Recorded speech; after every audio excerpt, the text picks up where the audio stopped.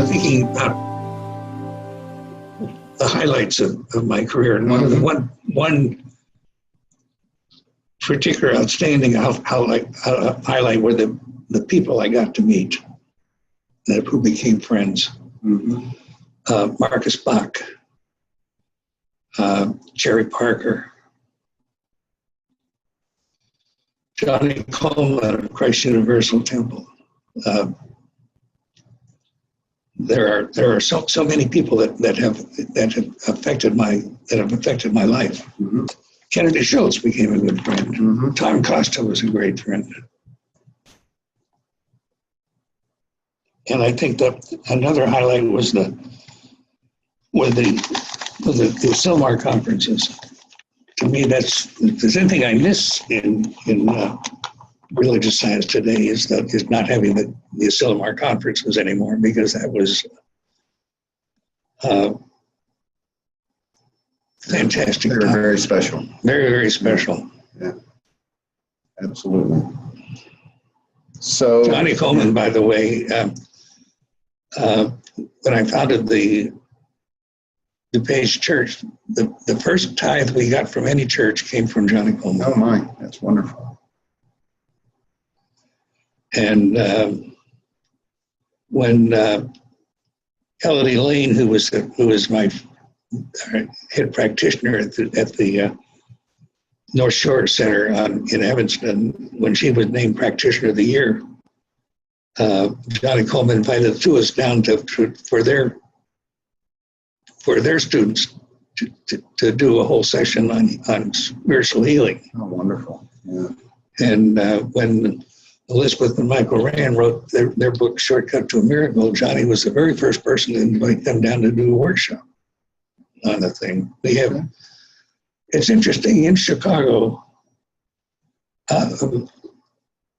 race has never been a problem among the Chicago churches. Uh-huh. Some churches are in New Thought, that is. Some churches are predominantly white, some are predominantly black, but we all interact with each other. And the INTA district in Wisconsin and Illinois, which my wife Elizabeth was the chairman of, is the largest district in INTA, and he had a lot of sharing,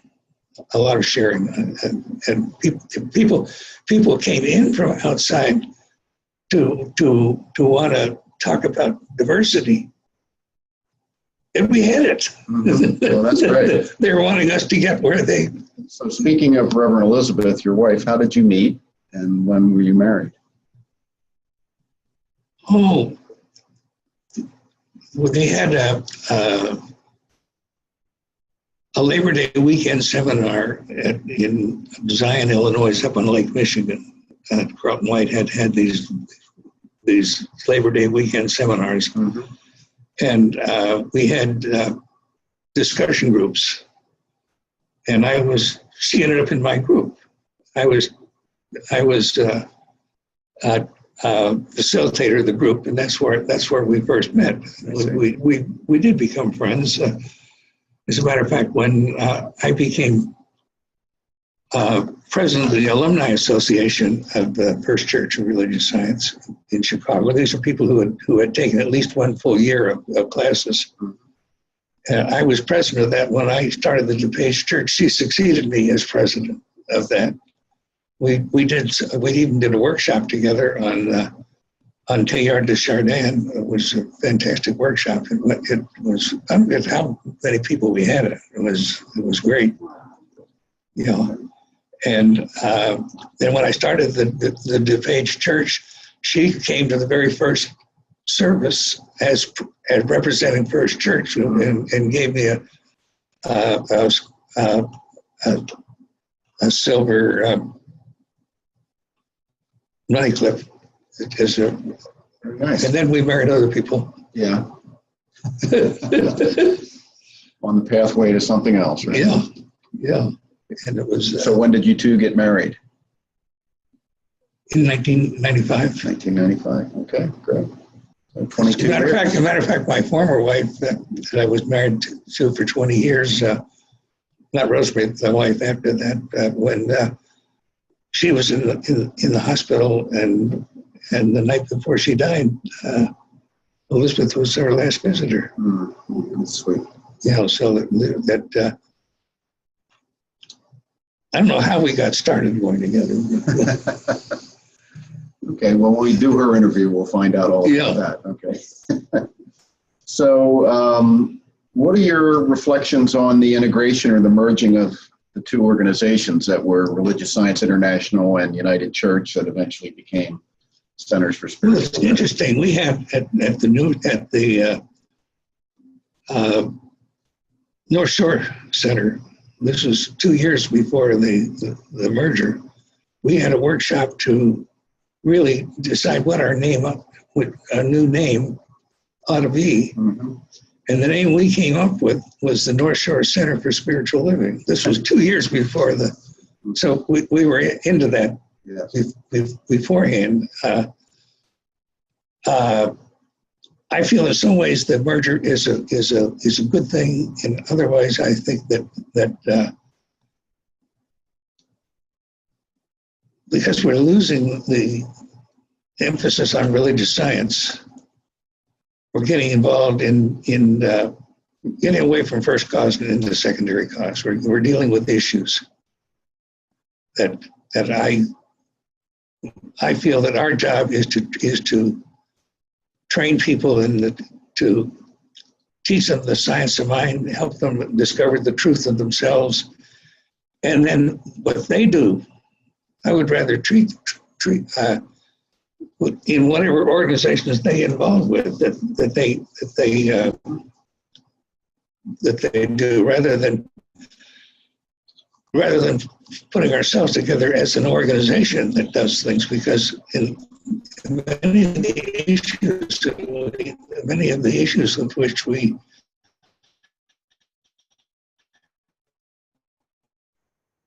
get involved, there are people on both sides. It could be the destruction of spiritual living, if that sort of thing, because one example is also in AA and in the Baha'i Faith, which are two of the largest fastest growing organizations in the world. They're around. They're in the millions, mm-hmm. and they teach principles. They don't get involved with outside issues. Yet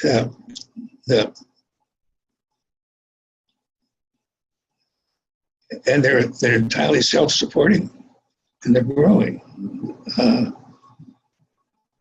When we get into outside issues, people can come into our teaching and get involved with the issues without even bothering to learn the principles that we teach. And if they go into the active work with ideas of limitation and that sort of thing in their consciousness, that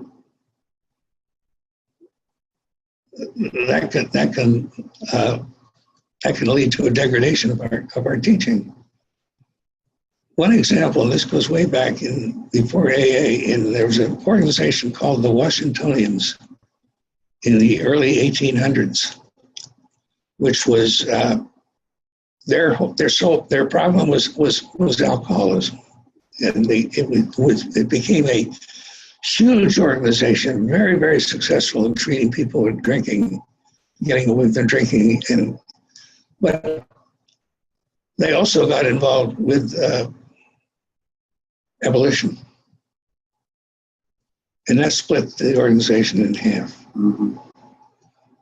And in AA we have a saying: "Shoemaker, stick to thy last." And in our teaching, we have a set of principles. We have the science of mind principles that we teach. That is what distinguishes us from any other organization, and that is that has been our primary purpose up to now, and that should continue to be our primary purpose. And if people feel motivated to certain forms of social action, fine. Get with the organizations that are doing it and bring your teaching to those organizations.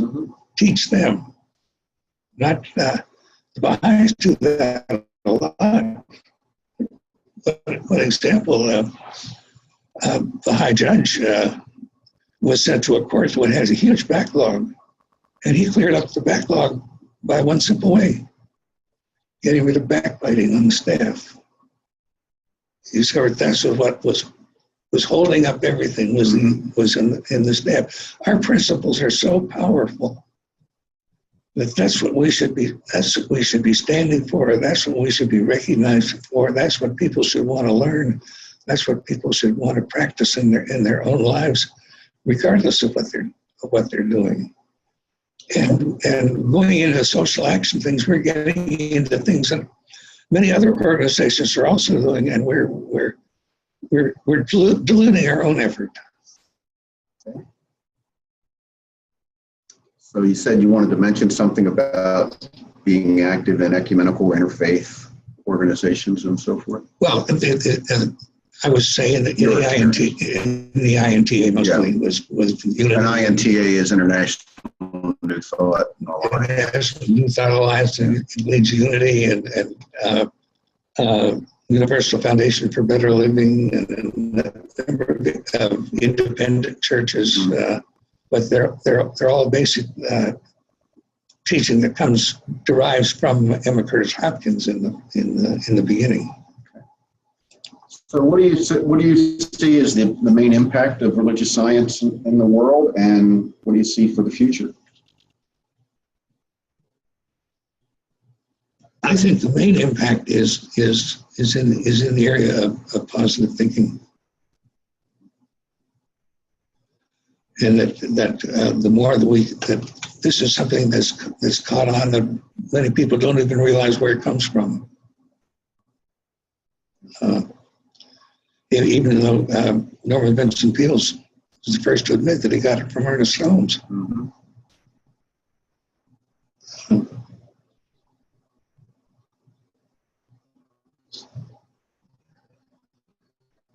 And what do you think the future holds for our movement? Maybe ideally. Ideally, I think that if we can focus on our teaching, focus on our principles, there's no limit to what we can do, and no limit to what the people that we teach can do. But if we jump into doing things and making that a primary purpose,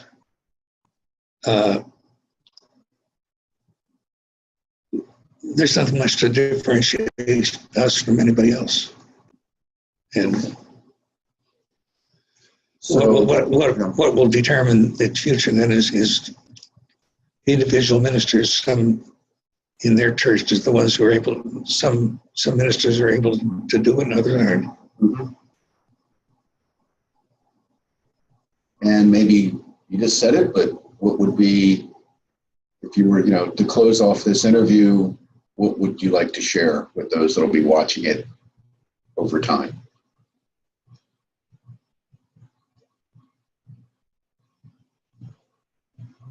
I would like to share with the realization of the people who are watching it, if you're watching it, that there is within you the power to do anything that you want to do, to accomplish what you want to accomplish, to set an example for other people. We talk about creating a world that works for everyone. That will result from you learning the principles and living according to the principles. That's how it'll come together. Thank you very much, Bill.